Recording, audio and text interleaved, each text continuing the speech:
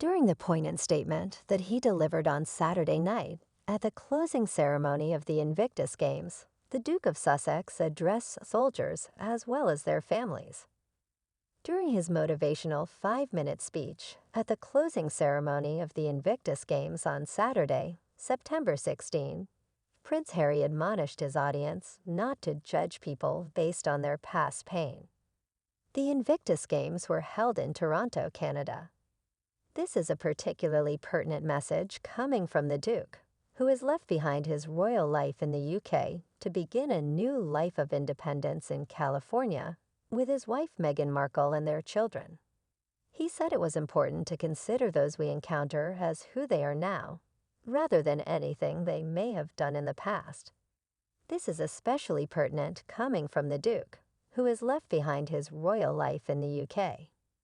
During his address, he paid special homage to the veterans, as well as the participants, saying something along the lines of, "Your mission to heal and grow has been a shining example to us all. You've shown us the power of not defining people based on assumptions, their backstory, or the pain they've experienced in the past.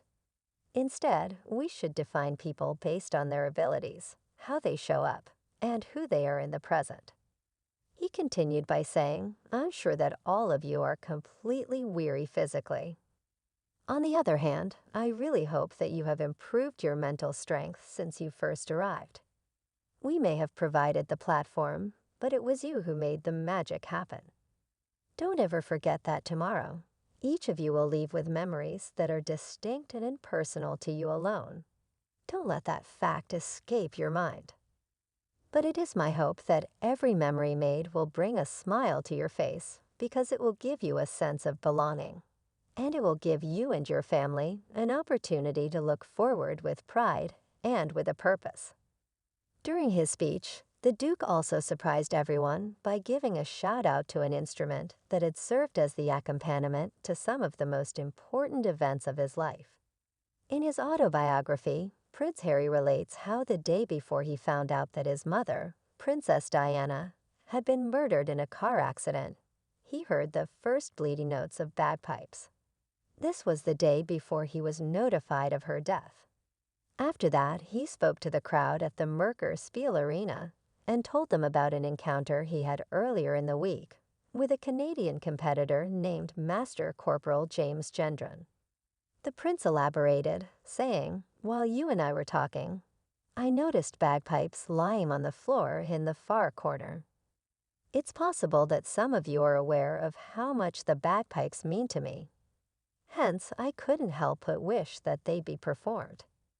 Little did I know that 30 minutes later, it would be James picking them up and offering to play, but I had no idea what they meant to him. I had no idea what they meant to him. To add insult to injury, I had no idea what memories they provoked for him." Major Corporal Gendron related to Harry how, throughout his time fighting in Afghanistan, he had played the bagpipes at 63 ramp ceremonies. A ramp ceremony is a memorial service given for a deceased soldier at the airport before the body is brought home. After that, Harry divulged the following information. After that final ceremony, he was unable to touch them for 4 years. This week, he was uncertain about whether or not he would be able to bring himself to perform them. However, he did it. Dare I say it, but the things that used to torment him might now be the same things that help him get better.